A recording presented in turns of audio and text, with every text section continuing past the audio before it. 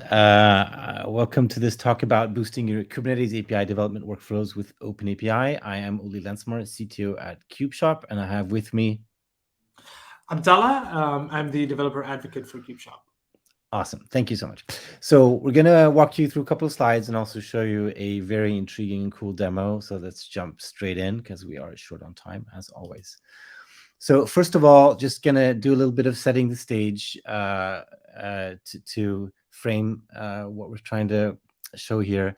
Talk about OpenAPI, which I'm pretty sure you're rather familiar with at this conference, Kubernetes, Ingress controllers, API gateways, Git Ops, and thinking about how can all of these things work together to help build great APIs. And we're also going to touch on something called API Ops, which is the pinnacle of API engineering currently. Well, maybe not, but we'll see. So starting just with OpenAPI, once again, I'm sure everyone knows what it is. Context of this presentation at a very high level, OpenAPI, a technology-neutral approach to defining an API, a REST API. It's a single source of truth for the entire API lifecycle. Going to get back to that. And it's also an enabler for all API stakeholders to collaborate, which is equally important. And to kind of talk a little bit more about those last two bullets, I'm sure you've seen some mutation of this diagram or visualization before, but the basic idea here being that if you design your OpenAPI definitions first, that can then be used to drive all downstream activities from there. So generating mocks to help you with prototyping, generating the implementation, server stub codes, etc., creating tests and running tests, functional tests, load tests, security tests, virtualizing APIs when you're doing like integration testing, obviously generating documentation, which is kind of the source of OpenAPI originally, deploying your APIs. You know, once you've gone through all of this, you want to put them out to the world so people can use them. And then to help your clients use your APIs, right? So you could generate client libraries or sandboxes or any other things. And all of these can be derived or generated from that OpenAPI definition, which makes this an extremely powerful approach, right? Not only it allows you to do these things, it also allows you to do many of them in parallel, where in other situations you might be waiting for each other, right? In this case, as soon as you have your OpenAPI definition, your QA people can start writing tests, and you can start thinking about deployment runtime, et cetera, without having to wait for an actual API implementation to be available or any of the other steps here. So this is really a great enabler for the workflow, and of course also for collaboration, as multiple people, testers, business owners, developers, etc., documentation, tech writers can all be involved in collaborating on that OpenAPI definition. So hopefully once you've seen this picture, you're never going to want to go back, because this is really a great approach to building your APIs. If we look at specifically the deployment phase which was kind of the bottom of that wheel, historically, monoliths, everything was baked into one big thing. And then a couple of years ago, we started breaking those down into microservices, and we started adopting Docker to package those microservices into containers and deploy those separately. And recently, Kubernetes is kind of the de facto standard for managing containers at scale and deploying these kind of containerized applications at scale. And just to have one slide, what Kubernetes is, it's actually two slides now that I come to think of it, but equally ambitious. Kubernetes is a platform for managing containerized workloads.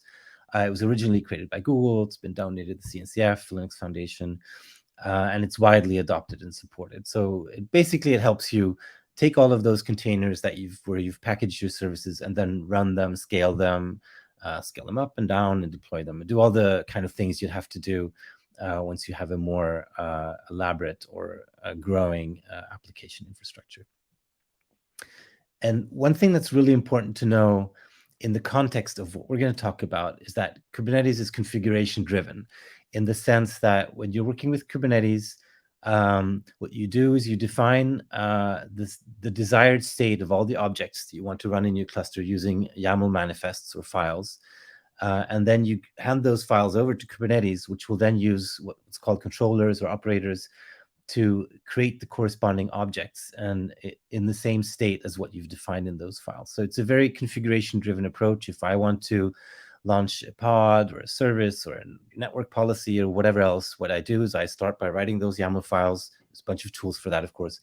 I apply them to Kubernetes, and then Kubernetes is going to try to create objects with the same state as I have defined here. So it's not like you have some high-level console where you say create a pod or something like that. Well, there are tools that'll help you abstract that, but under the hood, this is kind of what's happening. So it's a very declarative and configuration-driven approach, and that's going to be important to keep in mind as we move forward in this presentation. Because specifically, let's talk about API gateways and Ingress controllers. And API gateways, also something that I would say many of you are familiar with. Usually, when you're building APIs, both internal and external, you're usually going to put an API gateway in front of those APIs to provide some operational functionality or operational traits of your APIs. These could be basic routing mapping, it could be rate limiting and timeouts, authentication if you're using OAuth or JWT tokens or whatever. It's not something you want to implement in each API. It's something you'd like to have in one place and then manage that separately. And then, of course, there are more advanced feature sets of all the API gateways out there. It could be like intrusion detection, orchestration of multiple backend APIs into one public or consumed client-facing API, transformation, validation. There's a bunch of features that API gateways provide, but ultimately they are a gateway for users of your to get to your APIs. And when it comes to Kubernetes, if you deploy an API in Kubernetes, by default, it's not going to be available to the outside world. So you need some kind of object to expose your APIs for those services outside of your Kubernetes clusters to consume them. There's an easy way of just port forwarding, which is not something that you would usually do in production. It's more of a development enabler. But the preferred Kubernetes way is to define what's called an ingress. And an ingress is an object that ingests traffic coming from the outside and then forwards it to internal services in a cluster. And just as we said before in the image a couple slides back, an ingress is something that you define, and then there's an ingress controller, which provides the actual implementation of that traffic ingestion and forwarding to your services. And there are a bunch of ingress controllers on the market. Nginx Ingress is maybe the most popular one. But there's others: Ambassador, Traffic, Contour. There's a lot of them. And API gateways that have been, traditionally created before the advent of Kubernetes, usually today are also available, possible. You can use them as ingress controllers as well. And as I said before, just as an example, ingress controllers are configuration driven. So to the left here, you can see an ingress configuration. It says ingress here. You can see the YAML, and you can see there's a rule here saying that, any requests coming to this path should be forwarded to this backend service. And this is using the generic ingress configuration. Here to the right, you can see a similar configuration, but specific to Ambassador, which is one of the ingress controllers out there. And this kind of gets to one of the points and one of the challenges with ingress controllers, which is specifically that the Ingress specification is pretty basic. It doesn't really have many of the features that you would want when you're exposing APIs. It doesn't have any concepts of authentication or rate limiting or security or cores or any of the other things that you need when you're actually exposing APIs in the real world to consumers, which in turn has led to that all of the Ingress controllers out there, like Ambassador and all the others I mentioned, have kind of created their own configuration files instead of using the default Ingress one because it's so limited, and created their own configuration format. So when you start using one of those and their configuration formats, you'll have to learn a lot of new YAML, and you'll also, of course, be locked in to that specific Ingress controller.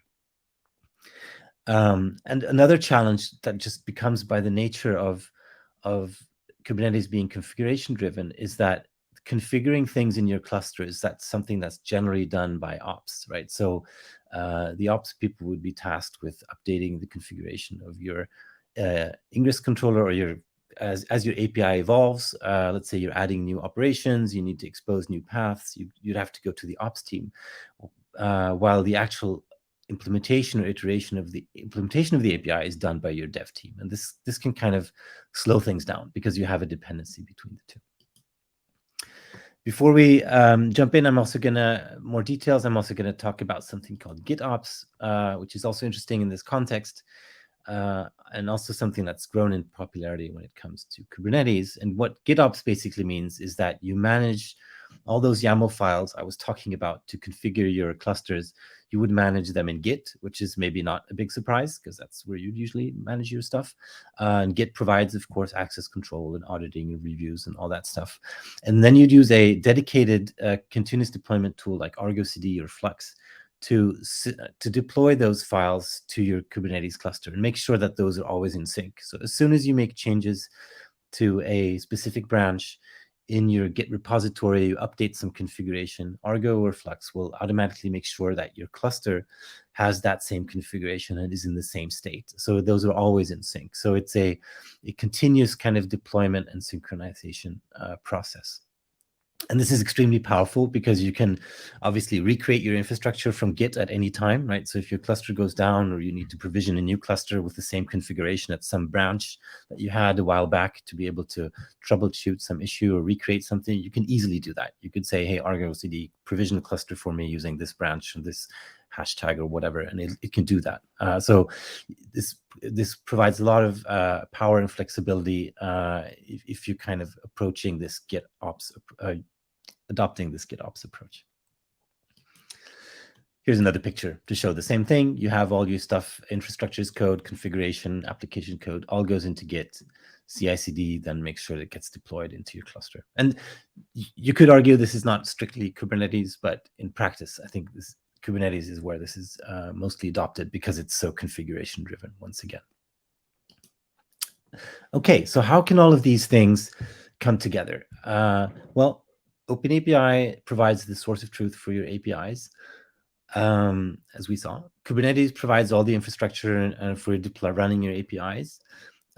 In Kubernetes, your API gateway, your Ingress controller exposes those APIs to the world. And with GitOps, we can automate the continuous deployment of our APIs. But can we also automate the continuous reconfiguration of your Ingress controller as your API evolves? And this is actually the fly in the ointment, right?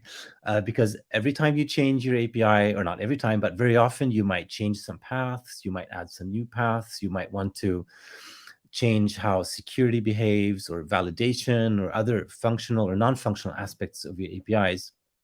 You would also have to update the configuration of your API gateway or Ingress controller. And today, as I mentioned earlier, this is usually done by an ops team or DevOps team. And this can really result in a kind of workflow contention because you want to be able to iterate quickly, right? You want to say, hey, let's add this. Let's try these changes. I've added some parameters. You want to save those to an OpenAPI file, and then hopefully you want as much of that to be automated and not have to wait for people to reconfigure things for you. So wouldn't that be great then? If you could use OpenAPI, just as we saw those other lifecycle steps, if you could use OpenAPI to automatically configure your API gateway and your Ingress controller, you would really have one source of truth for the entire lifecycle. You wouldn't have to learn any new YAML files, and you could have a fully automated API lifecycle workflow. And that's exactly why we built started a project called Kusk. Kusk is a Kubernetes native API gateway or Ingress controller built on something called Envoy Proxy, which is a battle-proven, well-established proxy server used by many other gateways, for example, Ambassador, as to provide the actual network plumbing. But the big difference for Kusk versus all the other gateways or Ingress controllers out there is that it exclusively uses OpenAPI as the source of truth for configuring the exposure or of your APIs. So everything related to operation routing, availability, cores, timeouts, security, authentication is all taken from your OpenAPI definition. So it's not something you have to configure separately in separate files using separate YAML syntax, properties, etc. And of course, it's 100% open source, MIT licensed, and you can go to GitHub and download and find all the goodness there. And the way this is done is by using OpenAPI extensions, and the extension mechanism in OpenAPI, hopefully familiar to you, allows anyone to add custom properties as long as they start with X-, and we've defined an X-cusc extension you can insert into your OpenAPI definition at the top level, but also at the path and operation level, depending on what you want to do. And with this extension, you specify all these operational parameters that I mentioned earlier. So the routing, timeout, scores, mocking, validation. And as soon as you apply that, save that to your OpenAPI file, and then apply that OpenAPI definition to Kusk, Kusk will automatically reconfigure itself and expose your APIs to the outside world, just like any Ingress controller or API gateway, using the provided configuration. So once again, there's no need to have a separate configuration flow, and this can be totally automated as part of your kind of continuous deployment flows. And this works nicely both with code first, right? So if you're generating OpenAPI definitions from code, you can add these extensions programmatically, depending on what framework you're using, or manually, or if you're doing a design first approach or API first. So if you're collaborating, like using a tool like Swagger Hub or Stoplight or anything else, or just manually, you can add these Kusk extensions and collaborate on them, just as all the other stuff that you can do. And then you can deploy your OpenAPI definition to Kusk Gateway, once again, manually or automatically, and then automatically have your API deployed and consumable by the outside world. But since seeing is believing, I'm going to hand it over to Abdallah, who is going to show you that I'm actually not just talking, but actually have something to back this up. So Abdallah, over to you. That was a great run. Let me see if I can share my screen here. And there I am. So yeah, continuing on what just Ole said, going back to the first thing that I wanted to show you, which is like the OpenAPI definition. What I'm going to do is trying to apply this OpenAPI definition and to my gateway in Kubernetes, and then have this OpenAPI definition configured by Kusk. As you can see, this is a standard definition where you have like a root path, the get operation, and then what that operation is going to return. You could even use some tools like a Swagger UI preview, so you can see what the API returns, and some of these tools also allow you to make some requests to the API. So, and then we have the X-Kusk extension, which Ole just also mentioned, which is the extension that Kusk uses to configure the gateway. In this case, we are going to configure the course and enable something called mocking. And I'll show you now how you can deploy that, which is, first of all, I want to show you that I'm running a Kubernetes cluster. There is no services apart from the standard Kubernetes service. And what I'm going to do now is deploy this definition using the Kusk CLI. So it's Kusk deploy, the OpenAPI definition that you have here. And that's it. This is a Kubernetes message that the API has been applied.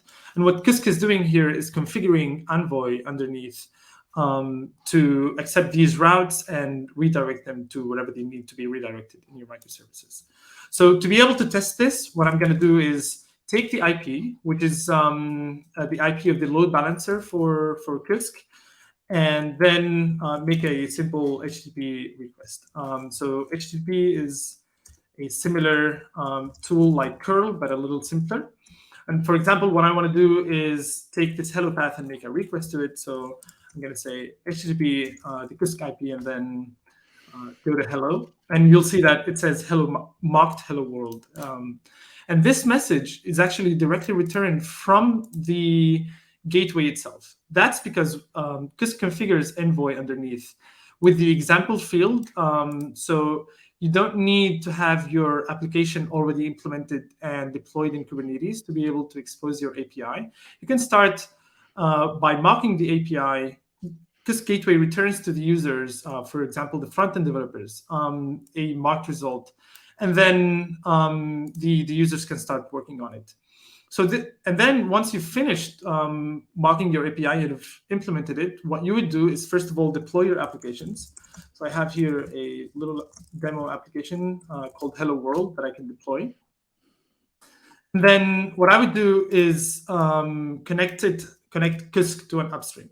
So first of all, I would need to stop the mocking because we don't want fake results anymore. We want real results.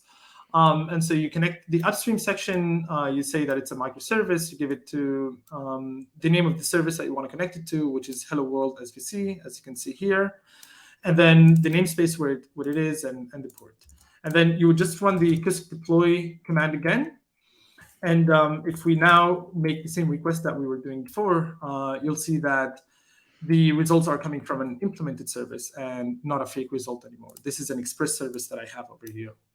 So that's pretty cool. One of the things that that I would like to test as well is the validated section. So I'll make here a post request again to the Kusk IP /validated. This is a post request because we have defined it here to be so. And you'll see that I'm receiving a hello undefined message. And that's because my application is expecting a name field parameter to be sent. But because it hasn't validated that request correctly and the body of that request specifically, it's actually returning an error. And that's like a huge pain point when you're developing your APIs. You don't want this kind of stuff to happen. And one thing that we have in Kusk is the possibility of validating the requests for you. So by enabling this extension, what Kusk is going to do underneath is configure Envoy. Again, such a cumbersome process and long one for sure, to validate all the requests that are received to match this validation that we have here. So in our OpenAPI definition, we said that the request body should contain a name property, and Kusk will ensure that that is happening before sending the request to the upstream. So what I'm going to do is, again, deploy this API, and I will clear my screen. I will do the same request that I was doing before, but in this case, you'll see that there is a standard error message that says that the name parameter is required, but you don't have it over here. So what I'm going to do is now provide it. I'm going to say hello to Ole, and you'll see that it's now returning. This way, your upstream services are not expected to validate. So this is like less code complexity, at least from the microservices that you're developing, and you're relying on the on the gateway to protect your upstreams from having these issues. There's a lot of other tools and policies that you can add to your gateway. So for example, rate limiting is as simple as including a rate limit. Fun fact, before this, I've never done rate limiting in an API because I thought it was a little more complicated than it is. But here it's just enabling that one, that extension, then deploy it. And if you make a request, it must be any request, for example. Let's do this. Because we've said that the rate limiting is going to be 2 requests per minute, if I make 3 requests now, you'll see that this is going to block. So yeah, this is Kusk from the way that it configures your API. And this also fits well with what Ole has mentioned before, a design-first approach, where, for example, you just enable the mocking. You have your front-end team working in parallel as the back-end team is trying to implement the service. Once you have finished that implementation, you can connect the upstream. One cool thing that happens is that you can define these extensions on a local level, but you can define them on a global level. So for example, if you wanted each path to be implemented by a specific upstream, you would just add an Kusk extension to that path and configure the upstream, while the rest of the API, for example, is still mocked. So yeah. Very cool. Thank you. Yeah, I think thanks for showing that. And I think also shows kind of some of the features that we have in Kusk. So around the validation, validation is super helpful, not just for clients to understand what they've done wrong, because those error messages can really help them be more productive in figuring out sending the right stuff. It's also a security kind of thing to make sure that people aren't sending in arbitrary requests to kind of see what your API is capable of handling and trying to find security vulnerabilities. So there's a twofold gain with that specific feature. And just to reiterate, all of these are on the path and operation level. So you could do any mutation of all the different settings that we have if you want to apply them separately. So very cool. Thank you so much. Let me just move forward here. We're just almost done here. So what this kind of leads us to is something that's called API Ops. I don't know if you've heard the term. It's something that's been touted by a couple of vendors and practitioners in the space. What it basically means is that with API Ops, you want to automate the entire, as much as you can, of the life cycle of your APIs, right? And once again, thanks to OpenAPI and a lot of open source tooling, you can do that, right? So you can, once you have your OpenAPI definition, you can generate and deploy your mocks, as we saw in the demo. You can generate servers and stubs and scaffolds. There's OpenAPI generator and Swagger CodeGen out there that can generate for, lots of different frameworks and languages. You can generate and execute tests. There's a bunch of great tools out there, Postman, SoapUI, etc. Generating documentation and dev portals. You can generate deployments and actually deploy APIs, which you just saw here from the Kusk demo. Generate client libraries and sandboxes, once again going back to OpenAPI generator and Swagger CodeGen. And then other tools you might want to generate health monitors, metrics, etc., that help you more at a runtime. So the more you can automate of this entire workflow, and based on your OpenAPI definition, the closer you are to kind of achieving, the highest level maturity in the API Ops world. Which is, I think, it's not a goal in itself. The real benefit is here that it allows you to iterate quickly and that you have a reliable workflow and process across all of these steps, right? So you don't have to rely on specific people or being available. It's all automated. It should always generate the same results, and it allows you to iterate much quicker through the entire life cycle. So you won't be afraid to make changes because everything downstream will kind of just come from there.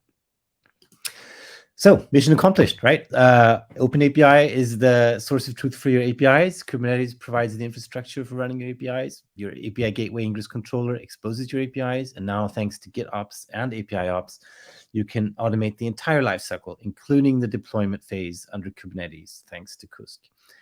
And with those words, I thank you for listening. Thanks, Abdallah, for a great demo. We are available on Slack if you want to ask questions.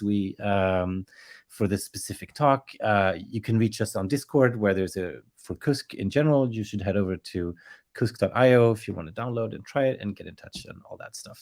And we'll actually be here at the conference. Love to talk to you. If you have any thoughts, questions, please find us at our booth.